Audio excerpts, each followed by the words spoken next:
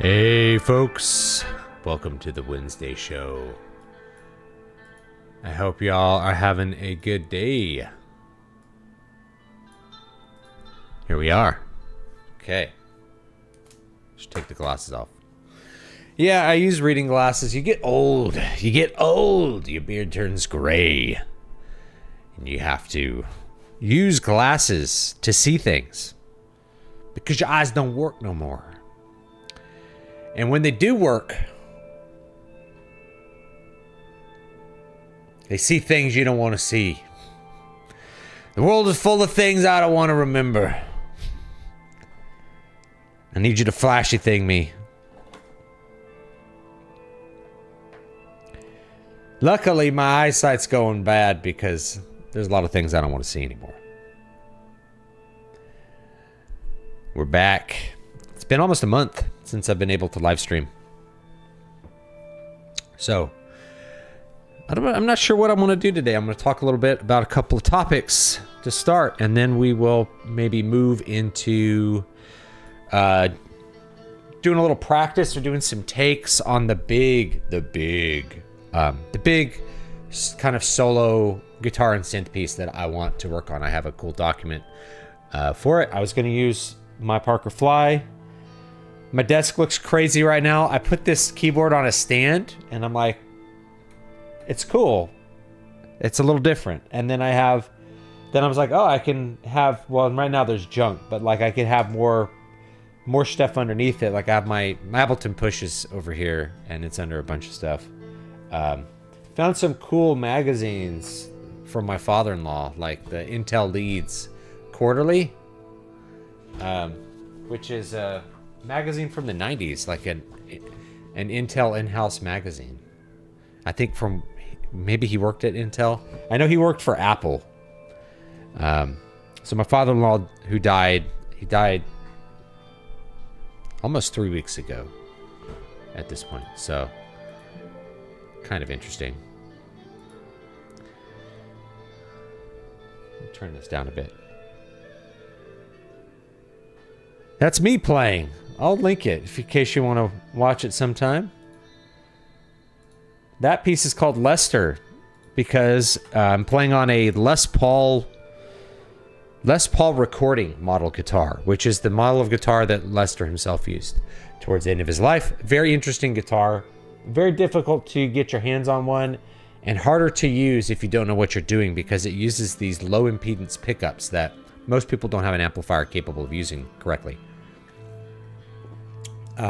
Most of your pedals are going to be set up for high impedance or line level signal, not for like low impedance microphone signal. It's just the way those things tend to work. You need a buffer or a preamp or something else to get that signal to go properly into like pedals and things like that. But what's cool about it is I could plug it directly into the Ableton Push and use the microphone preamps in that to power the guitar, and it sounds wonderful. So that's what that is. All right. So I have a couple, I'm just like, do I want to repeat some of the things I talked about in the video?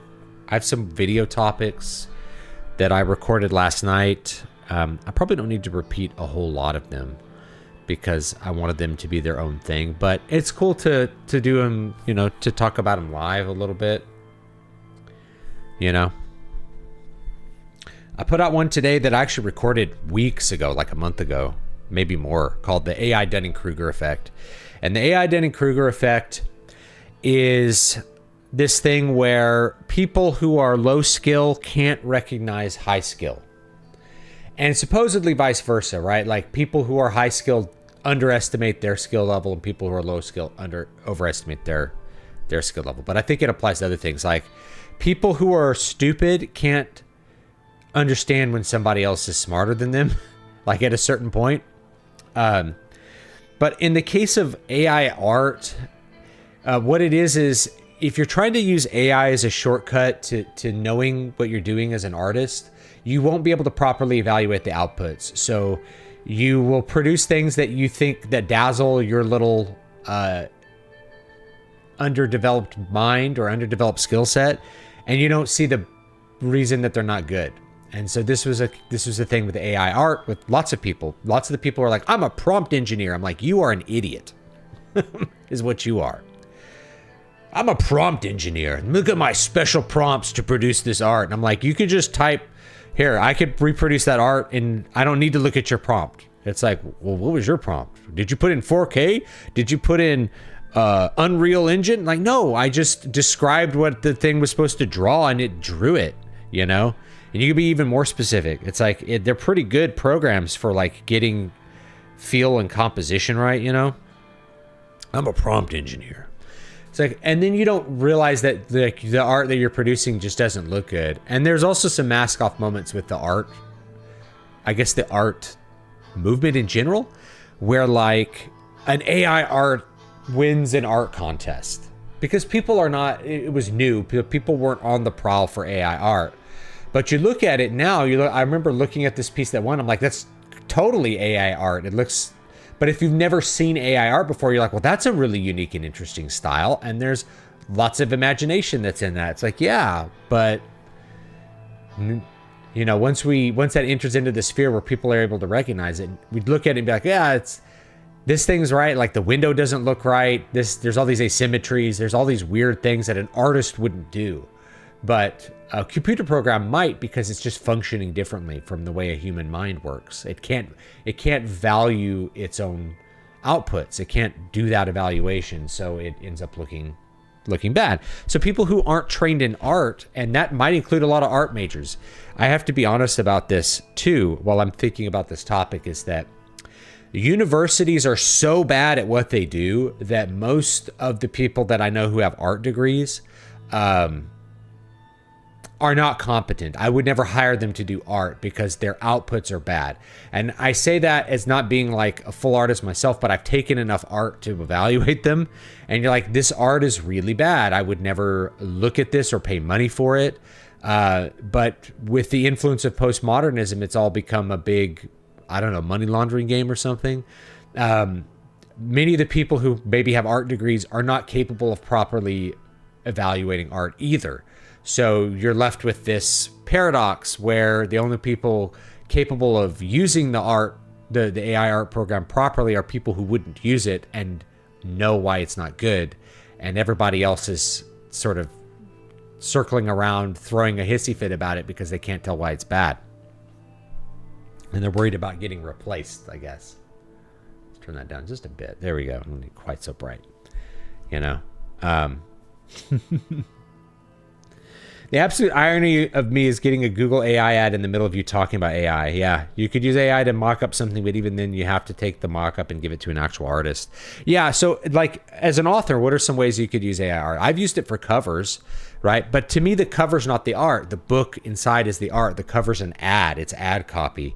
I know a lot of people don't think about that way because they get really attached to covers or certain covers that they really loved, and Michael Whalen covers, which are beautiful, but Michael Whalen is a commercial artist basically doing ad copy, you know? He's not, when he does that book cover, he's not expressing something from him to you. He's trying to communicate what's in the book to you. And that's very valuable and it's great. There's nothing wrong with that at all. It's awesome. But it's different from somebody producing art for its own sake, or art that exists on its own, not as an ad copy for a book. So that's something, you know, as an author, you could use AI to make a cover, right? You could also use it as a mock-up for an artist. Like, here's what I'm imagining. I'm imagining something like this, but, you know, like good art. And give it to your cover artist, and he's like, I know what you need, and I'm going to do it. And he makes something that looks kind of like that, right? Or like, here's what I'm imagining. And then the artist has a visual idea of what to go on in addition to your descriptions. So I think there's lots of uses for AI art, but like I said, it's a tool that's only really good in the hands of a master, and the masters are generally not super into using it, I guess is my thing. And most of the people who are really excited about AI art's going to replace the artist, they can't really tell whether their art is good or not, or whether the art the machine makes is good or not.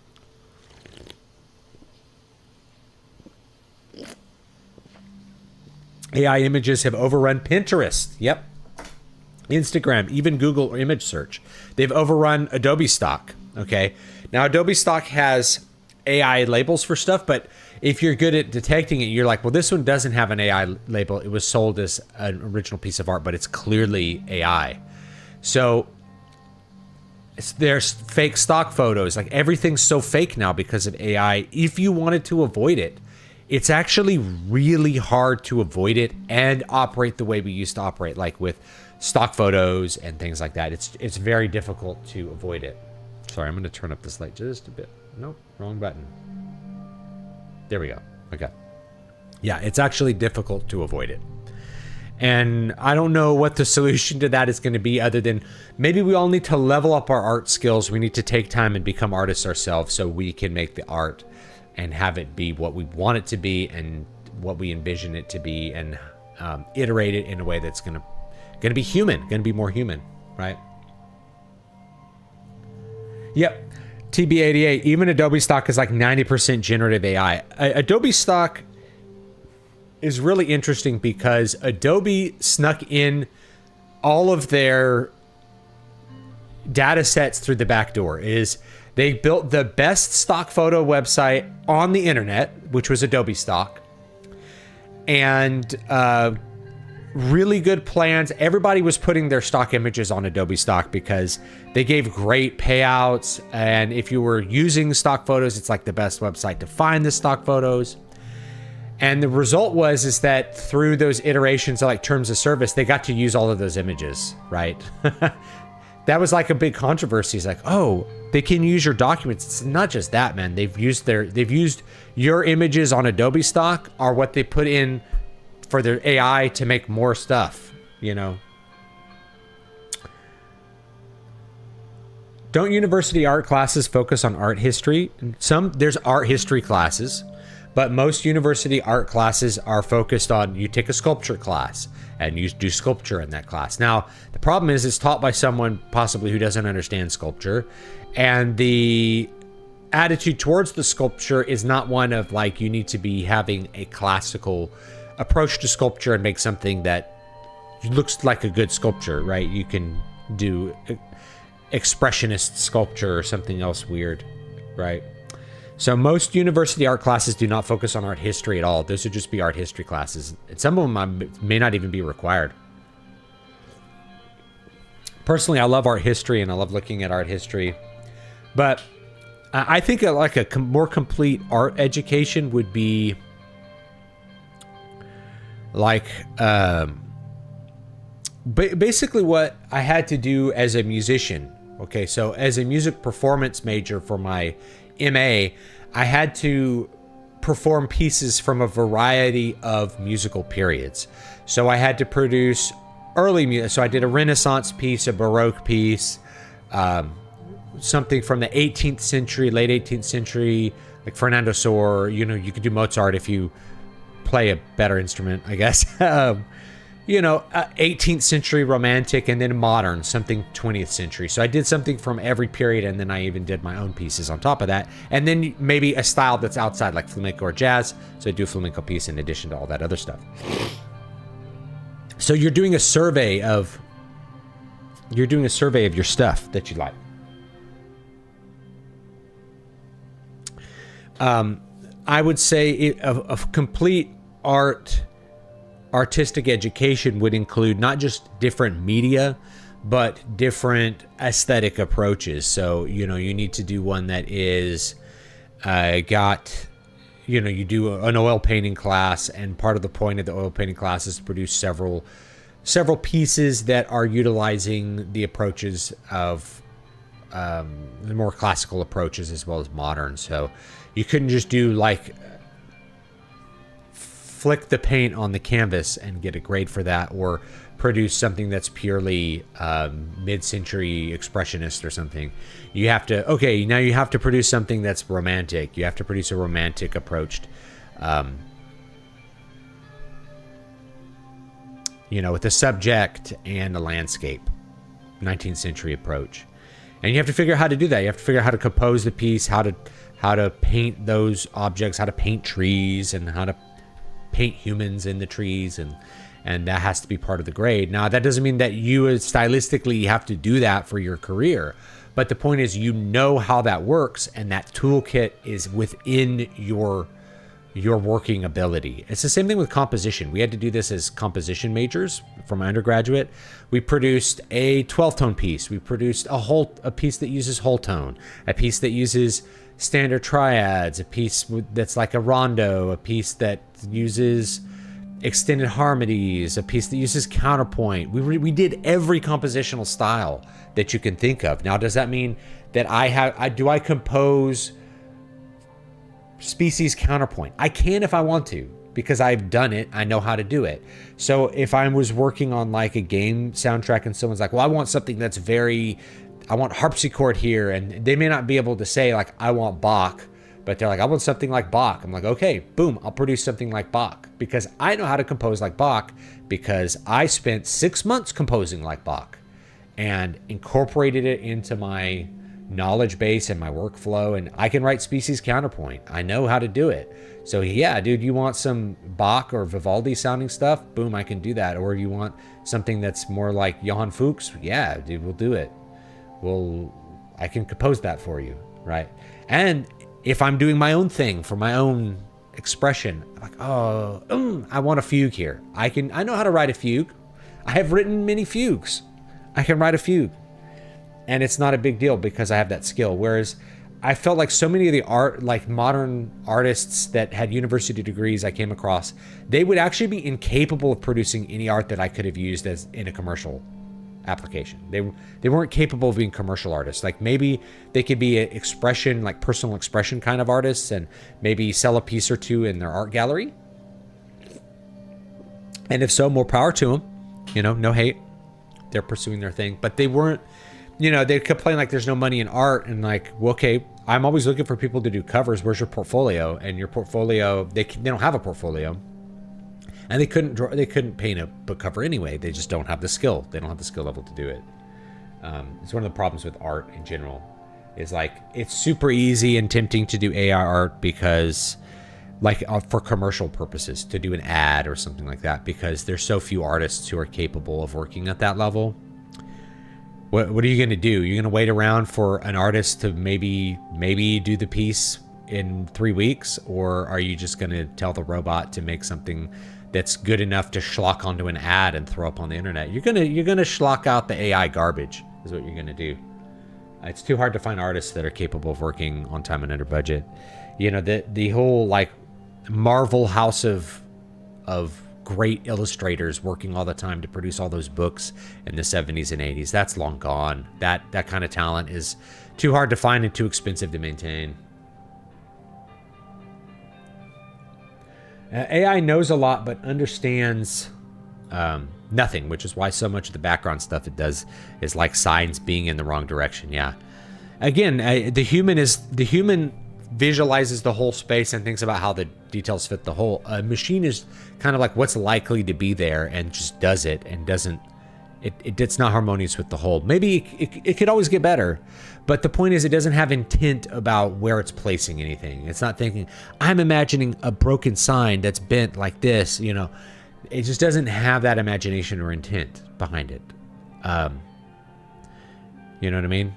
It's horrifying how AI is going to make some people lose the ability to write, think, create, etc. Going outside of nature is going to be the only escape from it eventually. Yeah, we see that. I've seen some, I don't know the validity of them, some studies that say people who use ChatGPT or use these LLMs a lot, they have reduced cognitive function.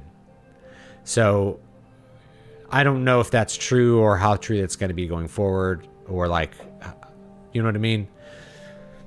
I don't know how true it's going to be, but I think people who rely on it are not going to hold in any information. Now, I had this in a book of mine. Here it is. So, Prophet of the Godseed. Prophetic book, maybe. Buried in this is a vision of humanity in the far future where Earth is left far behind and no one goes to Earth.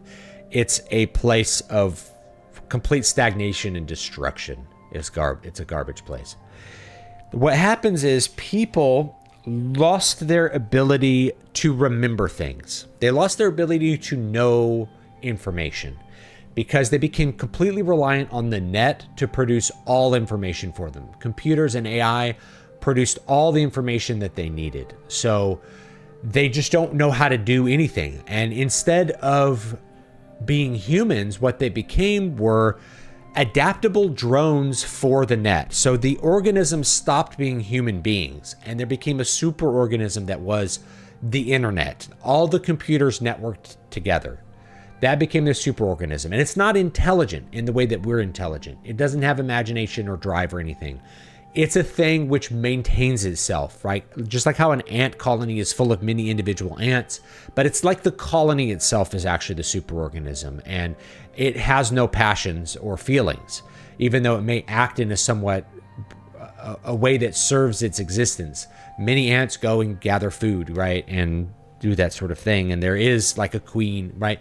But the queen is not, nothing's intelligent about ants. And so the net is not intelligent, but it has lots of information. And so when something needs to get fixed, it just tells a drone to go fix it. So a human being goes and it just tells the human being what to do, what steps to do to fix the thing that needs to get fixed. And it tells the human being what to do. So the human beings are just drone objects. They're like soulless entities being commanded by an AI, because they've completely lost their ability to learn or understand or hold information in their minds. Whereas there's all kinds of things I know and I know how to do, and I don't need to look up the internet for how to do lots of things. But think about how many people need directions. How often do you know anybody that like uses their map app for everything? Like I'll use my map app to go to a random place downtown. Before there were map apps, I would figure out how to get there and I would plan about an extra 20 minutes to search around for the place. Now I can save 20 minutes to go there directly. But I know people that like they use their map app for everything, right? So they just don't have any command over the directions or like the space of where they live in anymore. And without that map app, without the GPS, they're just lost. They're physically lost. And I kind of saw that as being, that's the future of humanity, is everybody's like that. People become automatons. That's our future students. They get an A in art history, but they don't know anything about art because they use the AI to do all the writing for them. Right? They took some philosophy class, but they can't talk about it at all because they've withheld nothing. They use the AI to write their paper for them. They just know nothing. They know nothing. Yeah. AI's mostly in the hands of master debaters. Yeah, AIs are overrun DeviantArt, right? It's like, how are we going to have these spaces where we're free of this contamination? I don't know. I think we have to be more face-to-face, and we have to be more interfacing like this, you know? When you go buy art, you need to buy original art that has paint on a canvas that's 3 dimensions that you can see and like know that that's a real piece of art. I don't know. 3 years ago, I used to be able to use search engines to search up fantasy art for making custom magic cards or D&D imagery for GMing. Now it's all AI. The sites I used don't seem to exist, too. Yeah, we were on the downward spiral before AI. I agree completely. Right? AI is just the next layer of that downfall. It's the same thing with genre fiction. It's why indie fiction is so boring. Is like, it was already really bad before. It was already packed with books that might as well have been written by AI. And so we just do the next step. And the next step is everything's AI now. We just have all the books be AI. Why not? That's, you know, they're already written with such a tight formula that they might as well have just been written by a computer. There's no creativity, no creative input in it at all.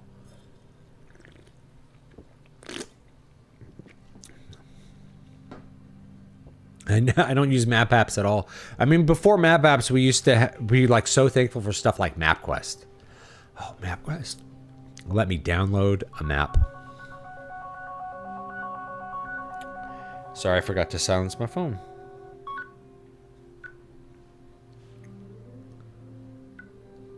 My bad. Yeah.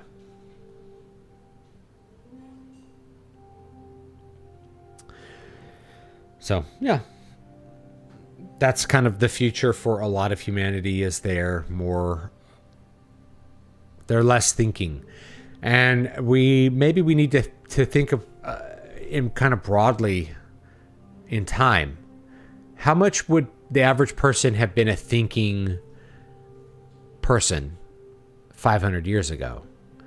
Because we have this weird, I don't know, we have this image of like the backward medieval peasant just with no knowledge and no thoughts and no inner life. And I don't think I think that's probably not true.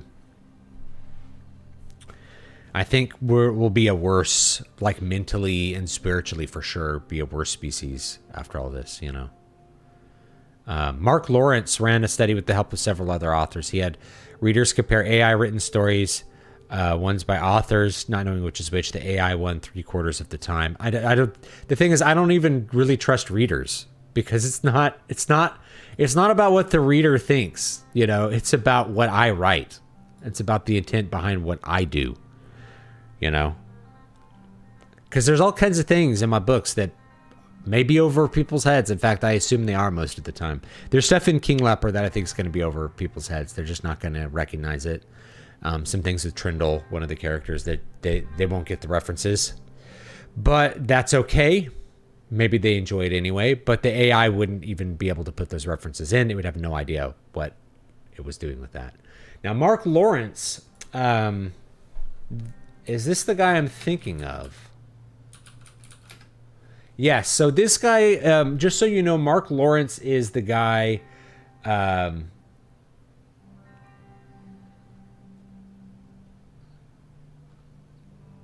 I believe he's the guy who got in trouble for plagiarizing. No. Mark Lawrence is the guy who wrote Prince of Thorns. I'm thinking of a different guy. I'm thinking of someone else who got in trouble for plagiarism. So I don't like Mark Lawrence's writing. I've reviewed it before, but I don't think he's like a bad author. I just don't like his books. I think they read like it's like a story a 12-year-old would like, but written by somebody really smart. You know, but you know, the point of the AI, right? Like, indie authors love the idea of AI because it allows them to not write. It allows them to not be artists. It allows them to just not be real. It allows them to do what they've done before, which is hire ghostwriters. But now the ghostwriter is really cheap, and you don't have to get someone from the Philippines who maybe plagiarizes, who maybe copy pastes out of other books because he doesn't know how to write certain sentences for you. You don't have to worry about that. You know, you just have the AI slop out the genre sloppiness, and you can enjoy that. You know, it's like, do I care about the opinion of readers in general? Well, readers in general read garbage, so not really. Okay.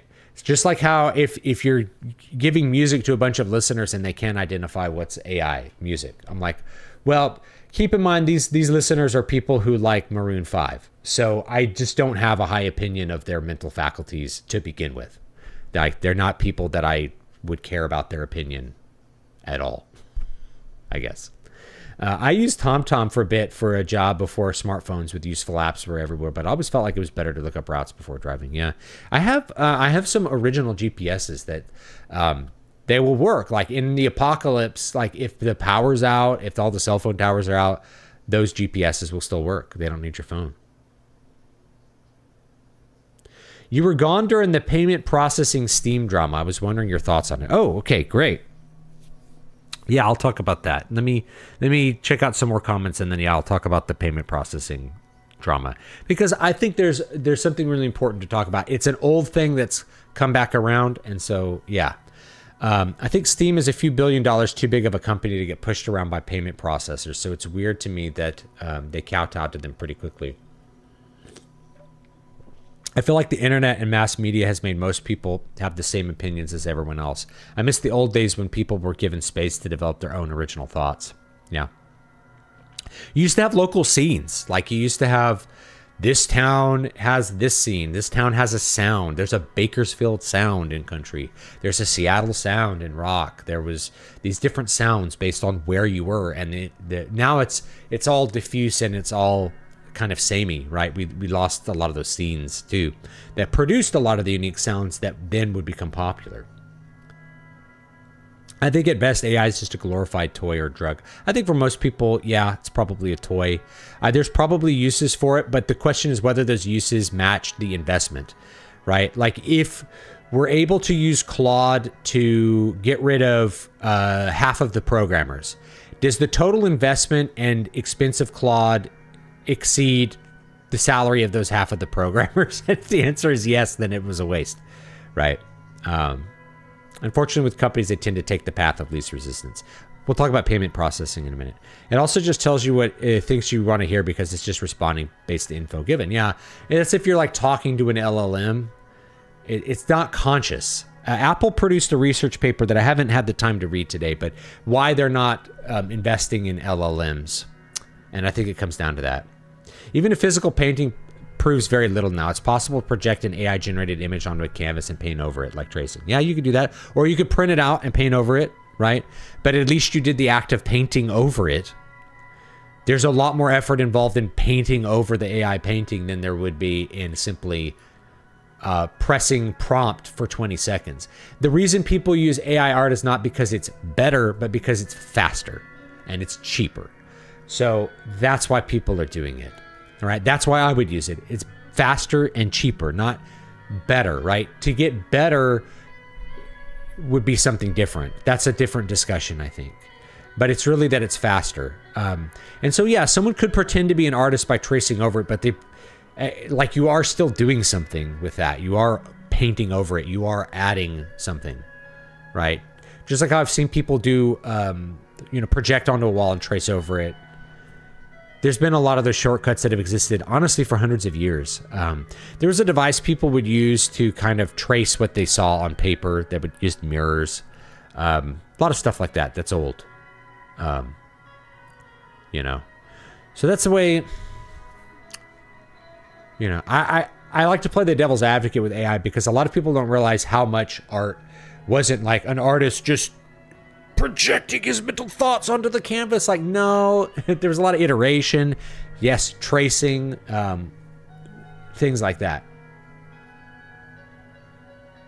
All right, so yes, the payment processing drama. So if you don't know what Steam did, Steam basically banned a bunch of porn games because payment processors said they were going to not let people process payments through Steam because there was bad content on it, like incest, porn games, and stuff like that.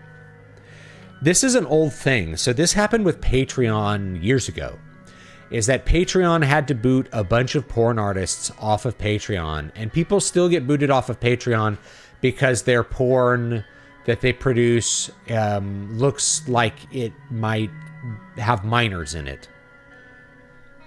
Whatever that means. Right? The breasts are not big enough on the character you drew, therefore you are banned.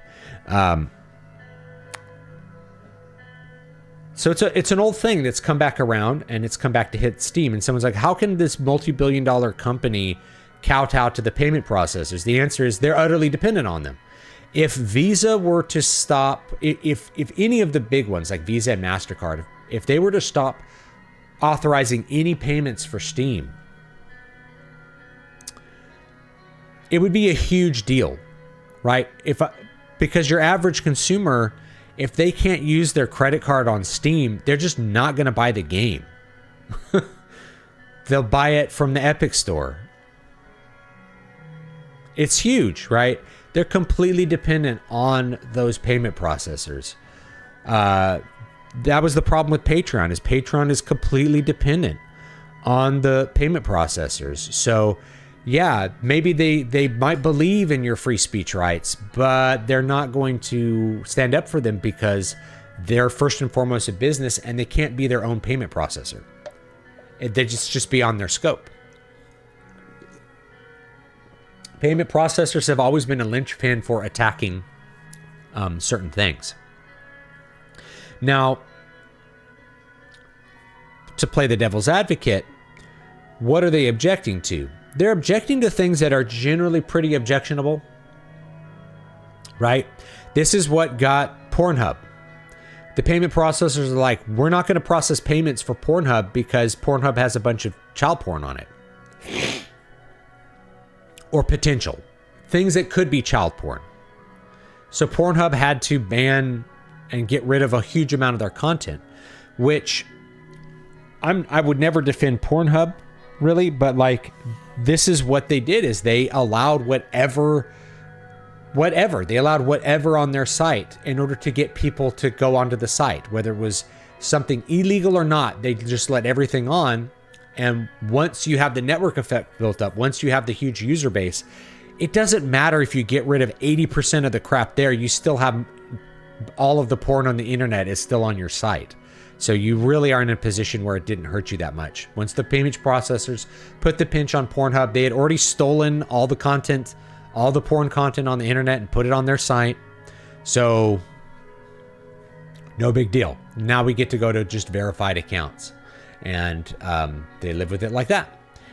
And it's very telling that their response to you need to verify the identity of the people who use your site is to simply block IPs from, say, the state of Texas. Because a huge part of their model, I'm just going to be honest, I think they know this. A huge part of their model is getting children to watch pornography and be addicted to it.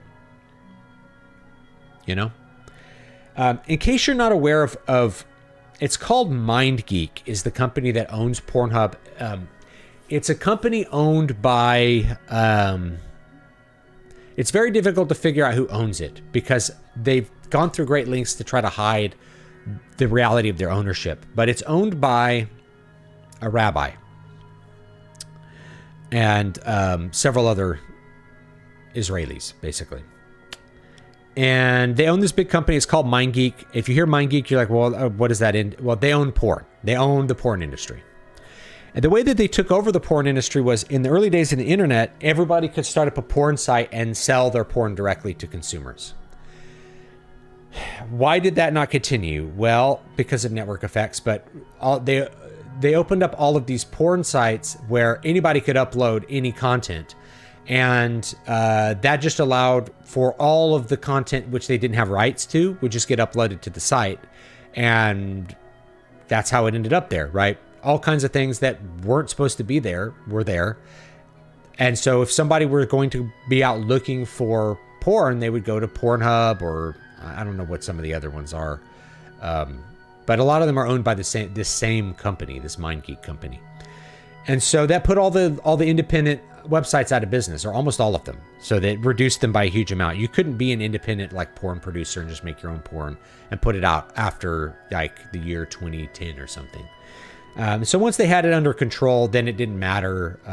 They could start cleaning up their act after the fact when payment processors like put the pinch on them.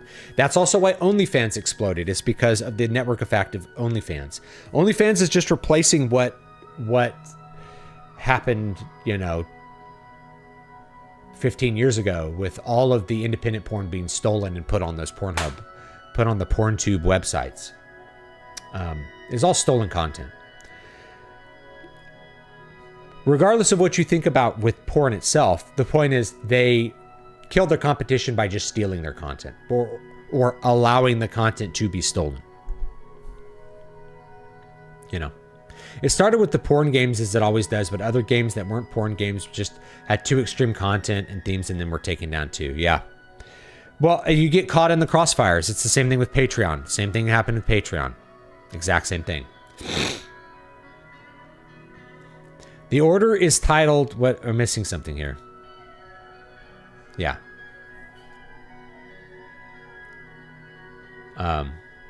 The AI tracing thing, Ian Miles Chung got called out today for running another person's political comic through an AI tracer and posting the results as his own work.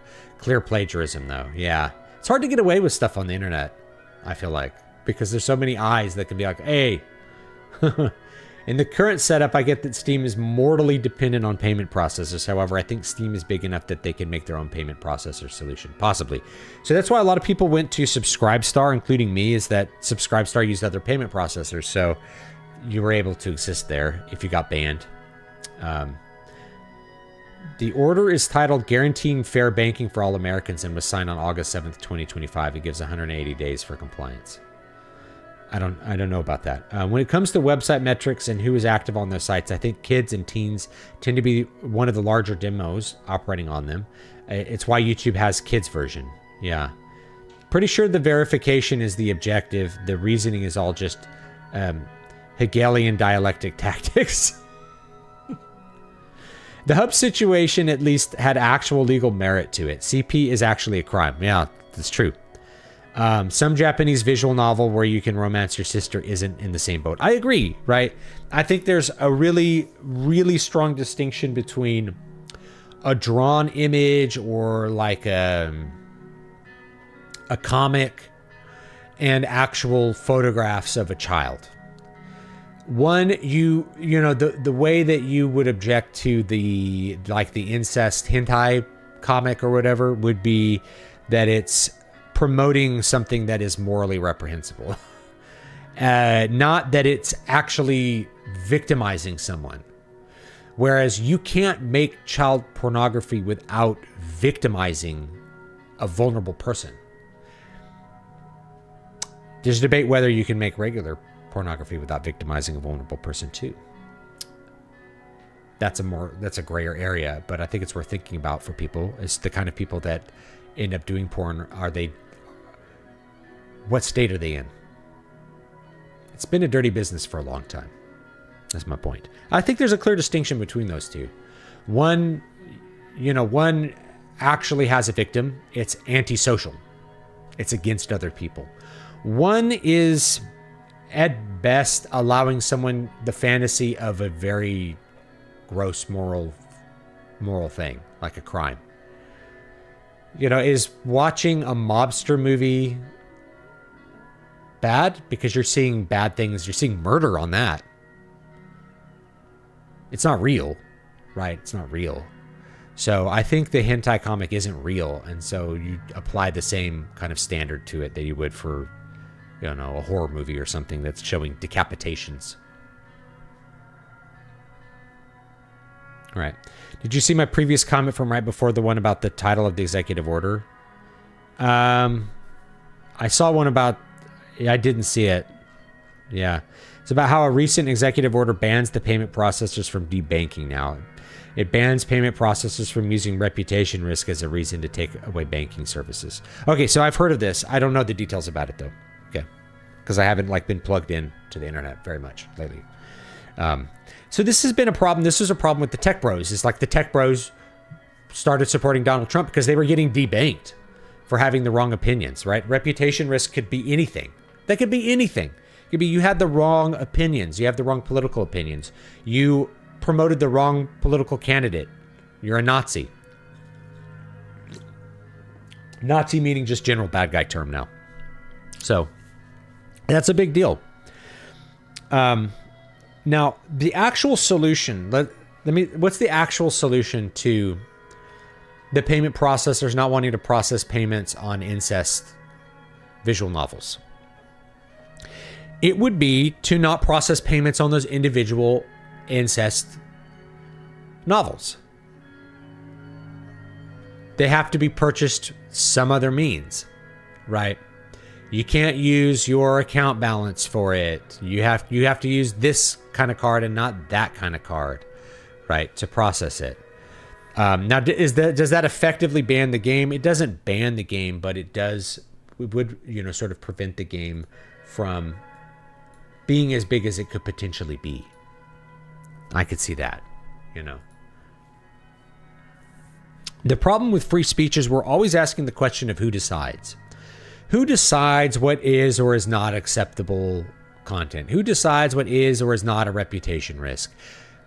And it's if Visa can just command anybody to change their content at the risk of having their payment processing removed as a business, then obviously reputation risk doesn't matter, because no one's going to stop using Visa because of reputation risk, because they don't have the option to not use Visa. So the reputation risk argument is basically a dead duck in the water. It's simply control, because if you have enough monopoly control that you can disappear things off the internet, then obviously reputation risk is not a factor at all. This was a thing with the YouTube adpocalypse like 8 years ago now. Again, same thing's coming back around. You have companies objecting to the bad content on YouTube, and so it's a problem, right? Well, everybody knows that the ads are targeted to the user, not to the content, right? It's not, people are not going to think that Mercedes has anything to do with Sam Hyde's content. The Mercedes ad is going to the user. It's not going to Sam Hyde's content, right? No one thinks Sam Hyde is sponsored by Mercedes because it's all Mercedes ad on it. Your average user knows this. They know that Sam Hyde is not sponsored by Mercedes. So that was always like a dead in the water argument too. It's like, no one thinks that's how it works.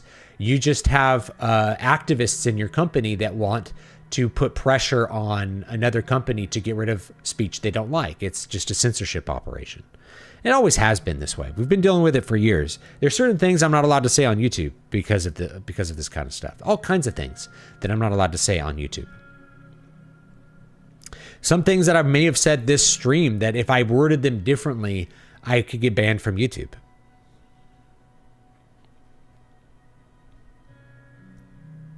Yeah. I grew up in foster care. I've always assumed most porn actors are either mentally unstable or on drugs or were groomed. And I think that's when you look at their personal testimonies, I think that's the case. People who have lots of self-respect and lots of options don't end up choosing that. It's the same thing with strippers. On one level, and I actually have a piece of content I never released about this, but like on one level, the stripper is a victim because the stripper has had a bad upbringing and blah, blah, blah. On the other hand, the stripper victimizes men by selling them the illusion of attention. And the reason strippers never quit being strippers is that they just mentally can't get out of the place where like they can make $500 in a night. They're not going to go to making $100 for 8 hours of hard work. They're just not going to do it. It's too easy to get a lot of money when you're young doing that kind of stuff. So they get sucked into it, They get sucked into it and bad consequences happen. Yeah. So I think that's, and I use this as an example, like, okay, 18-year-olds signed a contract that said that they would pay back their student loans. Yeah.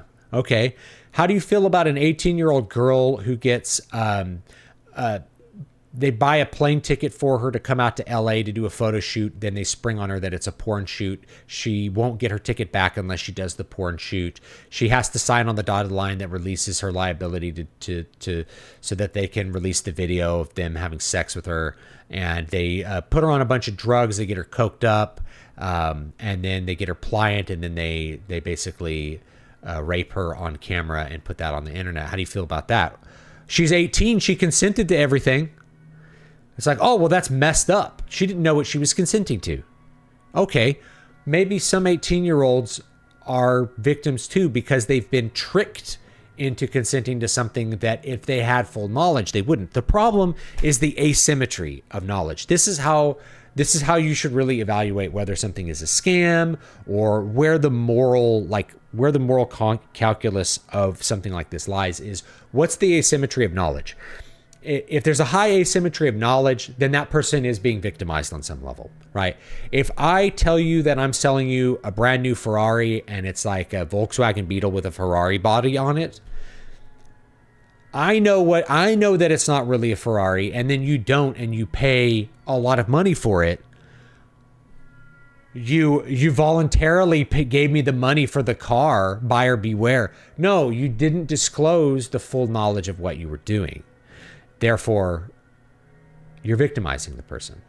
By the way, that scenario that I talked about actually happened, and people were actually convicted for sex trafficking in the porn industry because of tactics like this, which I imagine are actually more common than we realize.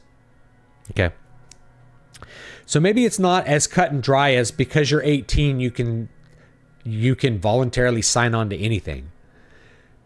Yeah, I mean, legally, we have razors about that, but when we think about it from a broader moral category, do they really fully understand what they're signing on to? Everybody's telling them to sign on the line, and they feel like they can't not do it, or they'll get kicked out of college if they don't take the student loan, and their life will be ruined because they got kicked out of college for not paying their tuition. They're going to take the student loan. I knew many people that were rushing at the beginning of semesters to take out student loans to pay their tuition so they wouldn't get dropped from their classes. Is watching a horror movie where children get murdered the same as showing them sexualized? I find it weird that there's such a discrepancy between the two. Is there going to be a conversation about stopping objectionable and morally reprehensible content? I don't want to a company that supports trans kids leading the charge. There's a lot of questions there. I don't always have like firm answers about this kind of stuff, but I do think there's a huge difference between a drawn comic and actual like pictures of real children.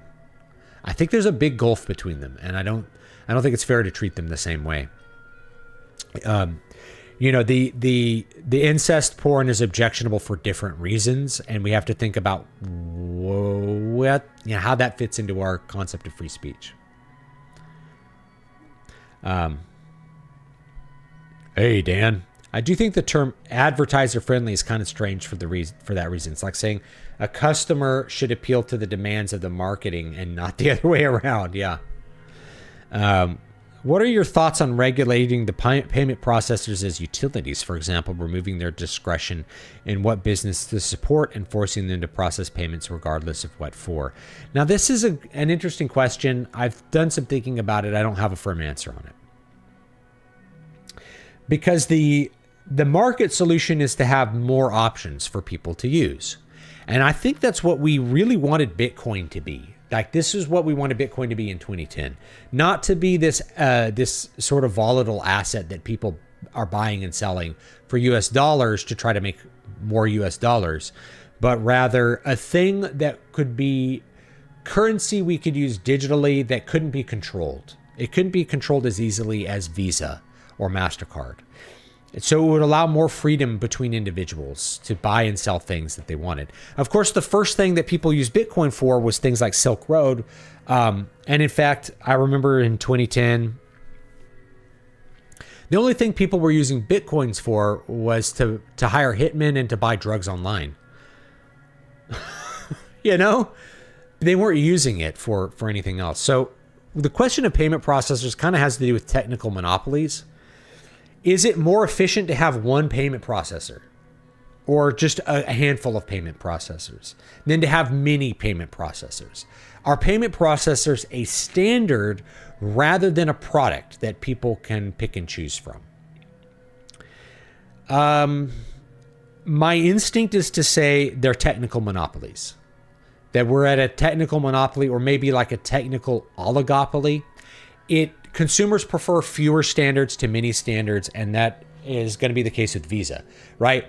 Everyone just assumes everywhere they go, Visa will be accepted. Everyone assumes everywhere they go, they can use their MasterCard. Those are the two big ones. So do those constitute technical monopoly? I mean, it's a technical oligopoly, technical duopoly. I think so. My instinct says yes, in which case it's more efficient to have those few standards and then to have many different competing card companies, which is what we have. You know, there's, I have a Visa card with, I'm not going to say who. Well, I shouldn't tell you that.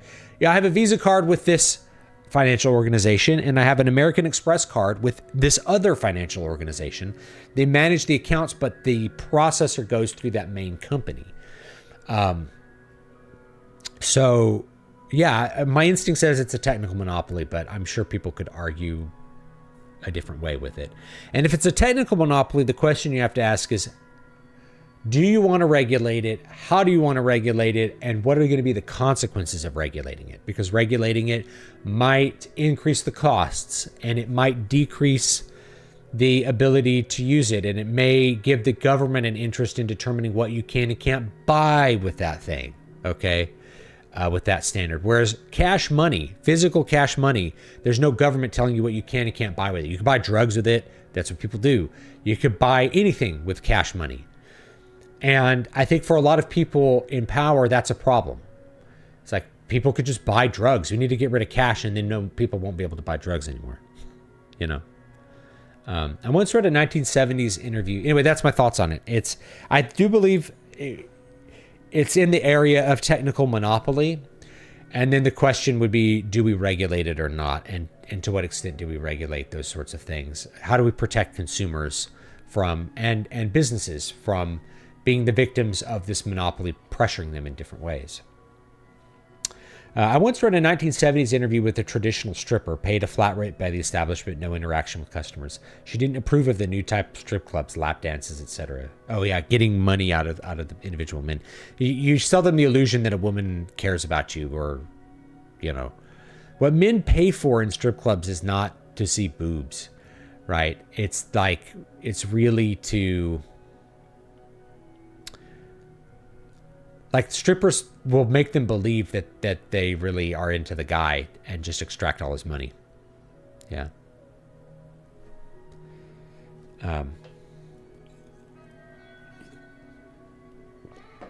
Well, that is something, it's probably something that should be done as a law.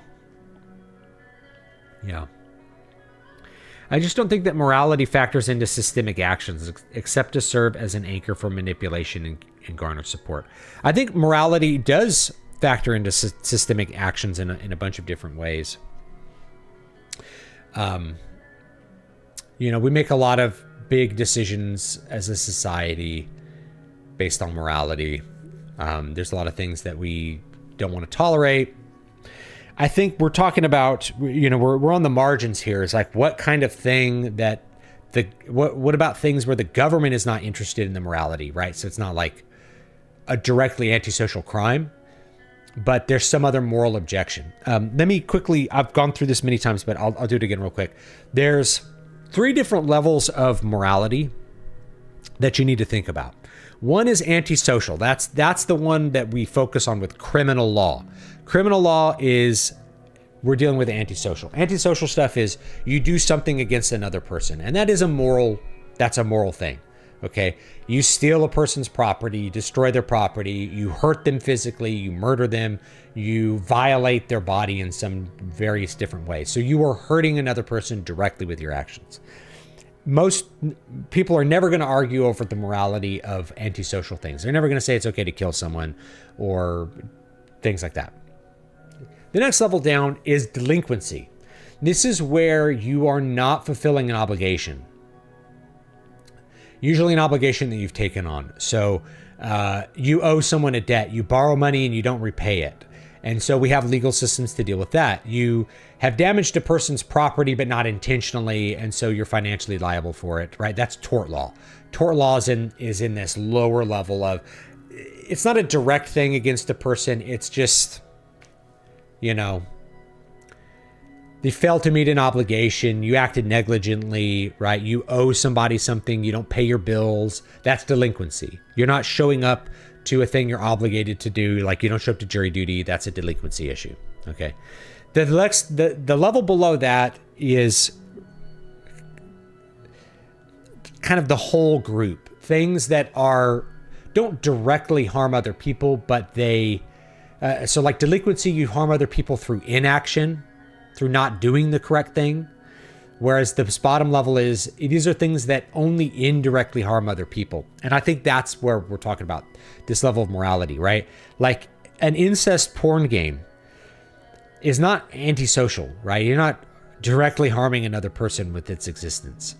Rather, its existence may cause people to have more vice indirectly, or it may promote attitudes that are bad for the culture as a whole, or, you know what I mean? Like, these are things that are very diffuse with their effects. The examples I usually give for like the degenerate level, right? That which is against it reduces the quality of the group would be like obesity. Okay. If you're obese, the main victim is you of your obesity. It's not other people. You're not hurting other people directly by being obese, but you reduce the fitness of the group. Okay. So if the tribe needs to defend themselves against another tribe and you're physically unable to do that because you've chosen to eat too much food, that harms the group really indirectly, but it just reduces the overall fitness of the group.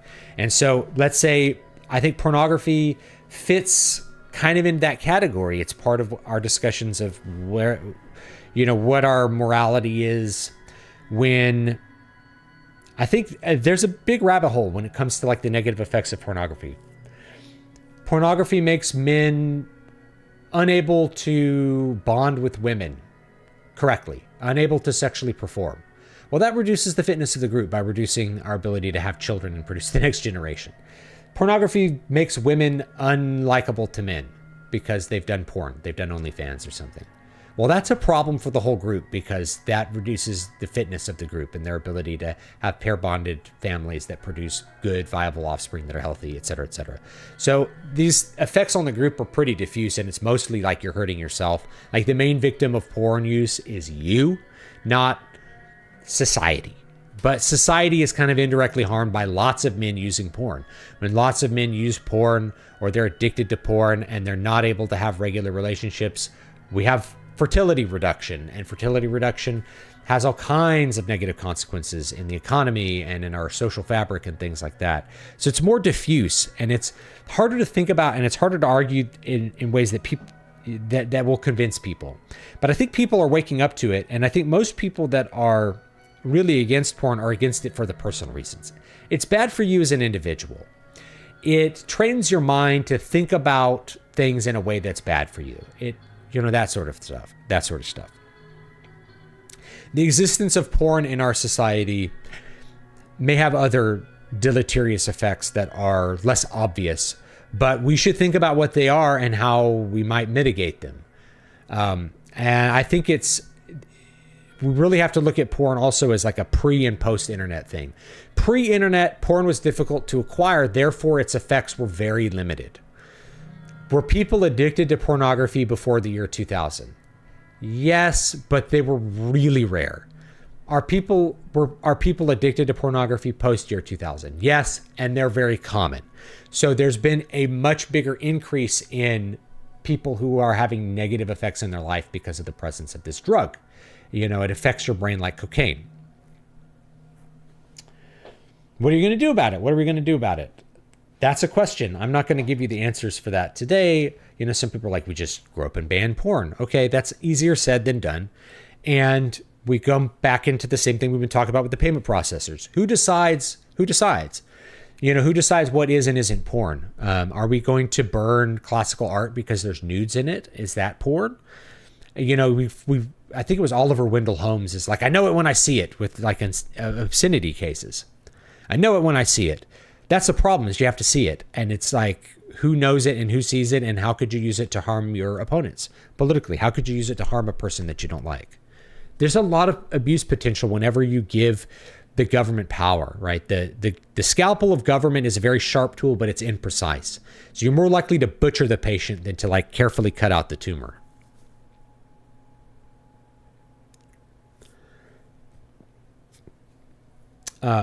Would you be interested in trying to live write, but with dictation instead of typing? I've been trying. I don't like dictation. It doesn't work for me. That it doesn't fit the way that I write. So I'm not interested in it. No. Yeah, I'm not interested in it. But it's nothing against dictation, right? Lots of writers in the past have dictated their books. So it's not a discussion like dictation bad. It's just like it doesn't work for the way that I compose sentences and the way I compose stories. It just doesn't work for me. Okay, it's not the way I like to do it. How many grains of sand make a heap? Joking aside, related to what you're saying with society being hurt overall by individuals partaking in harmful behavior. Yeah, so drugs are in that category. One person smoking pot on his own is not harming anyone. And so libertarians tend to just think of that level. Well, it's not hurting anyone. What's the problem? Well, it hurts other people directly by making that person worse. When you make a person into a drug addict, they no longer contribute that were great for other people and enhanced everything for everyone through the magic of the economy and us interacting with each other and having a culture and having a society. And that is taken away by them using that drug. Okay, so it does affect us, but it doesn't affect us in the same way that somebody shooting you affects you. It's much more diffuse. It's the culture as a whole is worse. The people, the group as a whole has reduced fitness because of people using drugs. There's been a lot of discussion over alcohol. There's been a big reduction in young people using alcohol. Some people have said this is good. Some people have said this is bad. Some people said it's because they're using marijuana instead. They're using cannabis instead. And maybe that's true. But if they're healthier, that's better for society. If they live longer, maybe that's better for society. If they're more productive, that's better for society. If they have relationships that are better because they're not getting drunk and harming those relationships, that's better for society. If they're not getting drunk and committing some of those higher level crimes, that's better for society. So in general, I would say the reduction in the alcohol consumption, at least on its surface, I would say that's probably a good thing. I think the only problem with it is that people tended to do it drinking socially, and it's just indicative of a lower quality social life in general because of lack of people going to pubs and things like that. You know. Smoking is far less popular than it used to be, not because it's illegal, but because people know the harm it does. Yeah, that's a point. I actually think it's more than that, though. I think legal action against smokers reduced smoking. Now, it's legal to buy cigarettes. But when I was a kid, what started to happen is cigarettes started to get banned by law from a bunch of social places where people would smoke. And so people, in order to continue having access to the social interspace, restaurants, bars, they reduced their smoking and then gave it up. Now, people would step outside bars all the time to have cigarettes when I was young.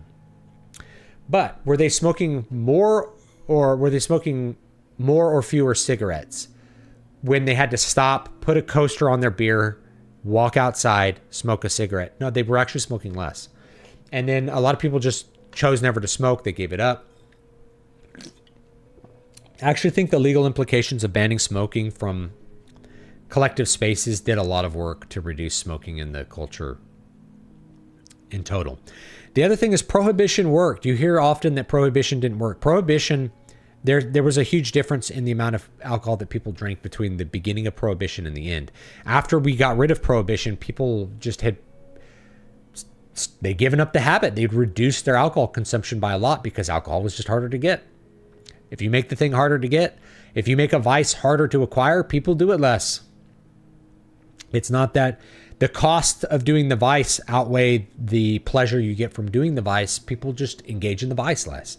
If you make gambling legal, people will gamble a lot. And if you make it illegal, they'll still gamble, but it'll be less gambling. The people who are gambling addicts will have a harder time having access to the gambling, which might be really good for them. Okay? So it's not... Like, you have to admit that maybe people should have the freedom to gamble is a different question from, does making gambling illegal reduce gambling? It does. Does making a thing illegal reduce its use? It does. And, yeah. Out of curiosity, can you suggest things to do besides writing? Asking because I'm one of those people who wants to have written and I struggle to like writing. Yeah, just find some other hobby, some other passion that's yours. Try out some other things, man. You know, I'm not doing this like to try to put anybody down. That like, if you're a person who doesn't like to write, you could try dictation. You know, Hardwick has said he's tried the Whisper AI to dictate his writing, and so you could try dictating. And maybe that flows better. So just try that out first. Maybe that's like the solution to your problem, is that you're really verbal and you're not the way that I compose, which is like this visual, hearing it in my head. It's hard to describe how my brain works when I'm writing, but it's not verbal. It's not this, right? So try dictation software, and maybe that will kind of make it easier and like reduce the friction to you doing what you want to do. You could also try working in other mediums, right? Maybe it's making a game. Maybe the game is the way that the story needs to exist. Maybe it's a comic. Maybe it's something else. Maybe you have stories that are in your mind that you want to exist, but it's hard to write a novel. Maybe it's a different medium. I don't know. Try it out. Maybe it's something else. You can't smoke anywhere. Yeah. You can't smoke anywhere. At one point, my state capital banned smoking on all government buildings, including in the parking lots. They had people standing in the street to smoke. It got repealed. It's hard for me to unsee the distinction between narrative and reality. Yeah.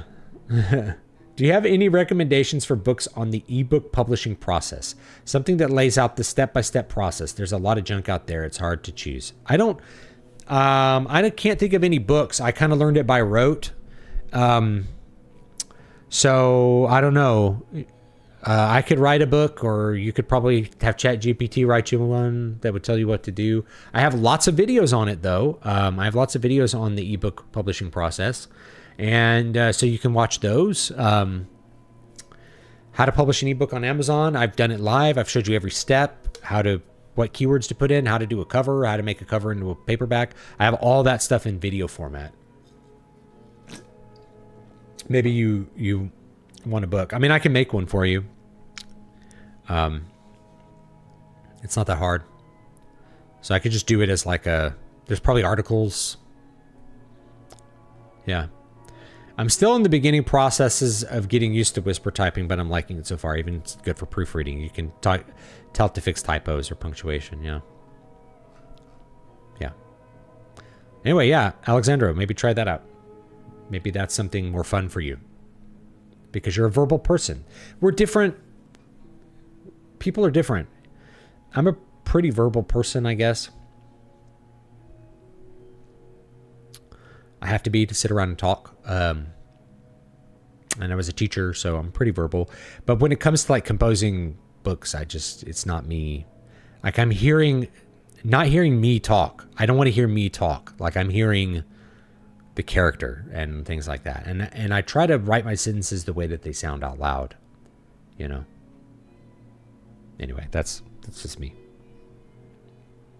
And I rewrite things like 3 times sometimes when I'm writing them. I just operate in a different way. Okay, I got about 7 more minutes to talk. I don't think I'm going to do any takes on the guitar stuff. I might stream that some other time when I feel like I'm ready to do the guitar stuff. I'm trying not to stay up as late as I used to. I stayed up really late last night recording a couple videos, and I feel like it ruined my day. I feel like it ruined my day. I had this wonderful day yesterday. I got woken up early. Way earlier than any of us wanted to get up because of a big thunderstorm. My dog's all afraid of thunderstorms, so he's whining, and I get him up and make him go outside and do his business before the thunder really starts, and it is a thunderstorm. I love thunderstorms. It was raining really bad. I realized my gutters are clogged, and because of that, I had to run out in this like downpour rain and get my turtles out of this. I have this turtle area with like lids and stuff for my little turtle habitat that I built for my turtles. I have pet turtles. I have 2 pet turtles. And so I went up there and got them because this thing will fill up with water when it rains really hard. Now I have gutters. It's underneath some gutter systems. And if those gutters are clogged, it's just like waterfalls coming off the roof. There's so much rain that comes down around here. We're one of the rainiest cities in the USA. I think Houston's number 2 behind Mobile, Alabama.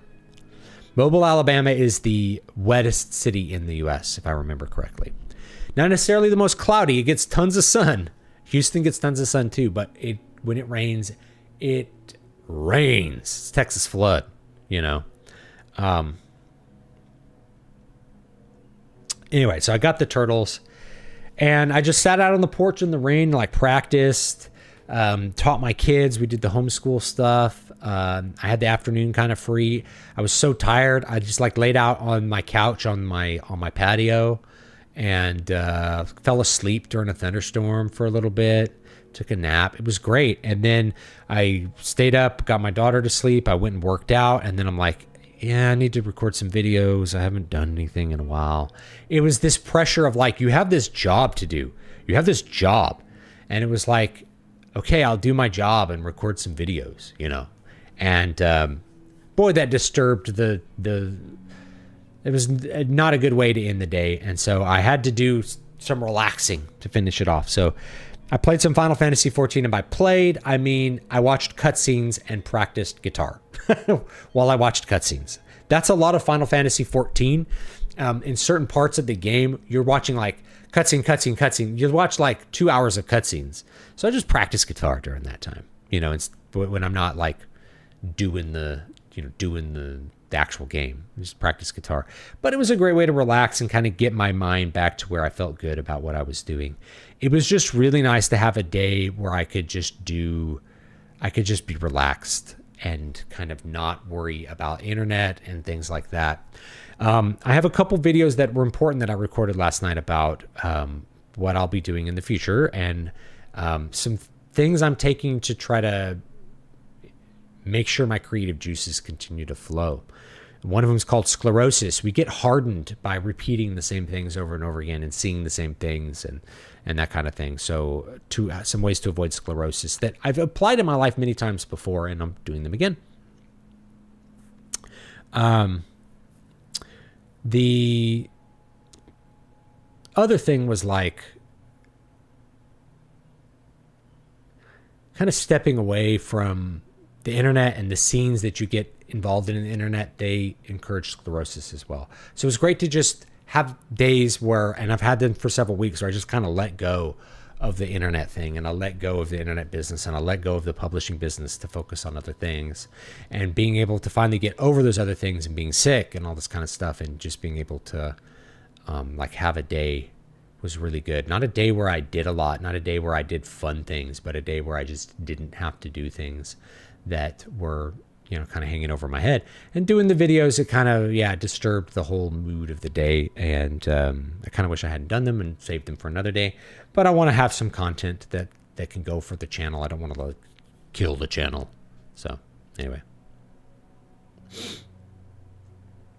see what else we have here. I've tried dictations. I still don't like writing. I feel like a fool saying I want to have written a book.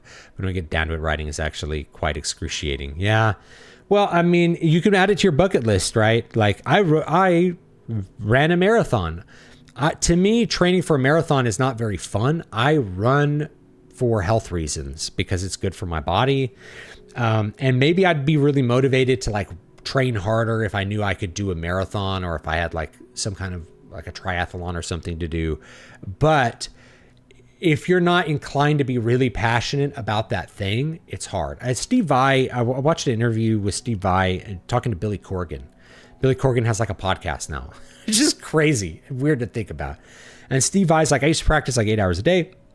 It's like, oh, that must have taken a lot of discipline. He's like, no, I was so excited to do it. It's like, passion beats discipline.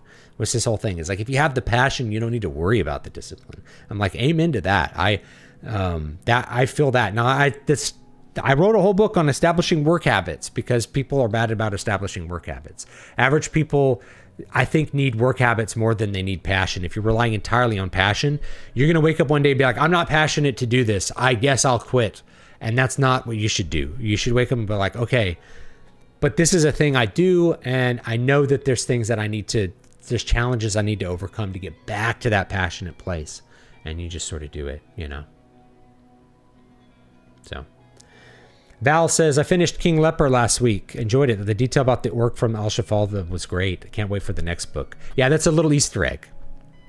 Find out what happened to Mardril and Thokar and Mondul up in the Dryson Empire. Yeah, I've written some of that live.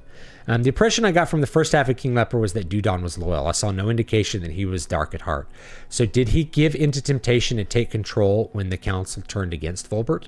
Or was he really playing this long con where he could have just allowed Fulbert to die rather than getting the dwarf doctor to save him and stall the succession op for a few years? So the answer is, I don't want to give away too many spoilers. Will your visual novel be set in Eternal Dream? That was my idea. It was to set it in the Eternal Dream. So I don't want to give away too many spoilers. But like the key is really the carriage driver. It was Telon, the carriage driver, for what Dudon was actually doing. If you want how I imagined it kind of in my heart, is that Dudon, how shall I put this? Dudon was originally loyal, and things kind of changed. You know? So I think your impression was correct. I don't have like a scene where that happens, but I tried to drop hints that Dudon was not super happy about the way things were at that point. As a Christian, I'm curious, what would you think of an image of Jesus helping Satan up off the ground? Would you find it sacrilegious? I would. And that's because the Catholic Church at least has been clear on this, that demons chose everything with all of themselves and they're not being redeemed. And, there's no point in praying for Satan's redemption.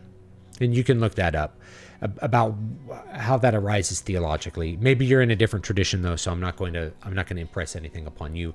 I personally wouldn't like that image, and I wouldn't draw that image personally. But people have the freedom to express what they want to. So I'm all for people having freedom of expression too. I can't think of YouTube as a job, or I'll get stressed. Yeah. True Christianity isn't religious. It's solely about a relationship. I don't agree with that. I mean, it's about a relationship. It's not solely about it. It's about many relationships. That's what the body of Christ is. And it's about many rights. It's not just a relationship. There are sacraments. You have to remember what you're coming out of, what Jesus is establishing.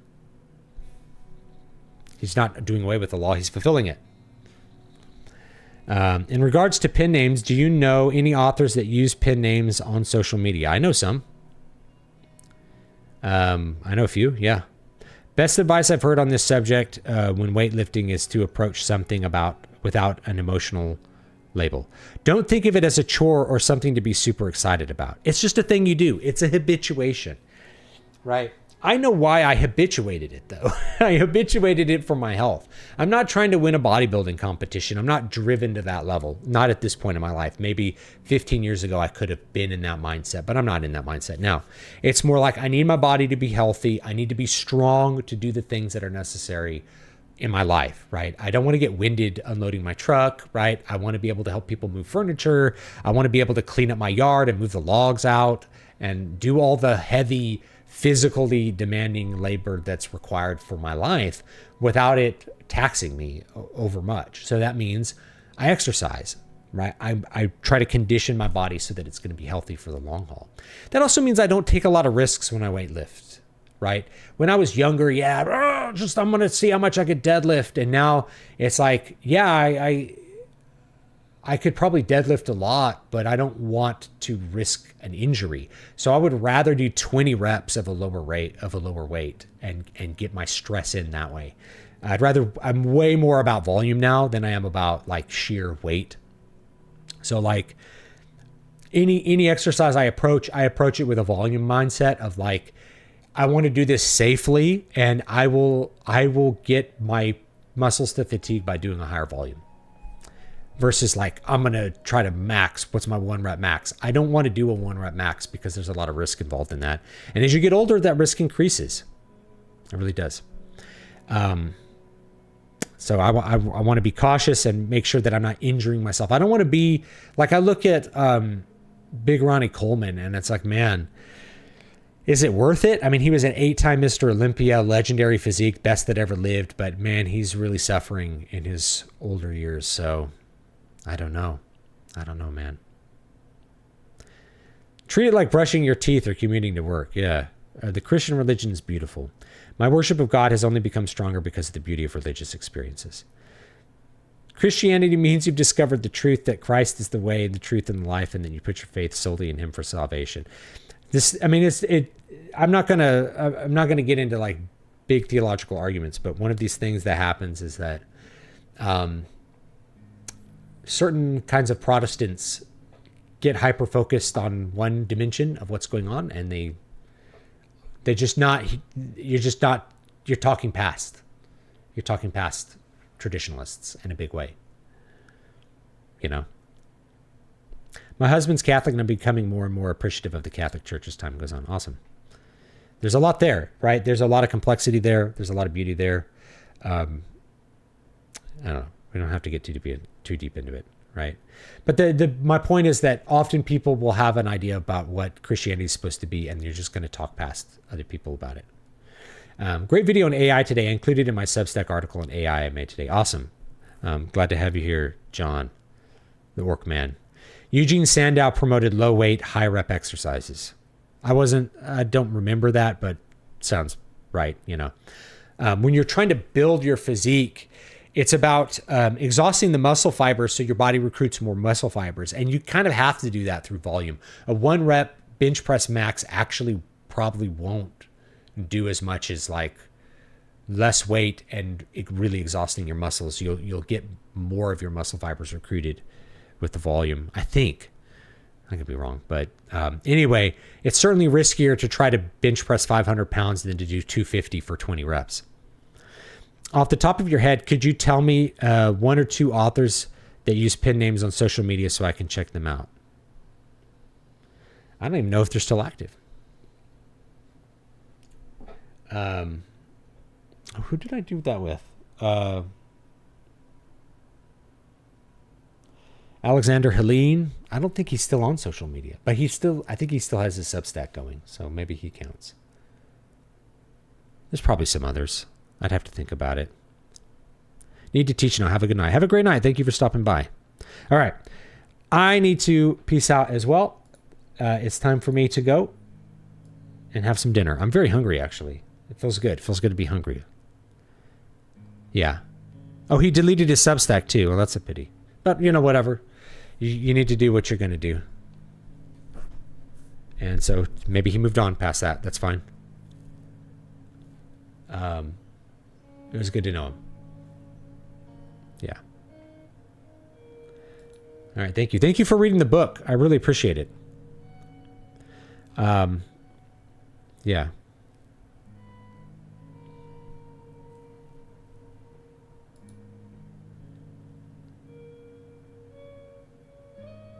I'm watching myself play guitar with a really funny shirt on. I have a Jurassic Trail shirt. Let me show you. Here I am. Here I am. It says, you have died of dysentery and velociraptors. I see that guitar. I'm like, man, I want to get that guitar. I want to practice right now. You know? So, anyway, I think that's about it for today. I really need to get going. I appreciate everybody hanging out with me and talking with me. And I will see you all next time. Oh, let me link the music channel. I'm going to have more music coming of different kinds as well. That's kind of what I think my focus is going to be for a little bit.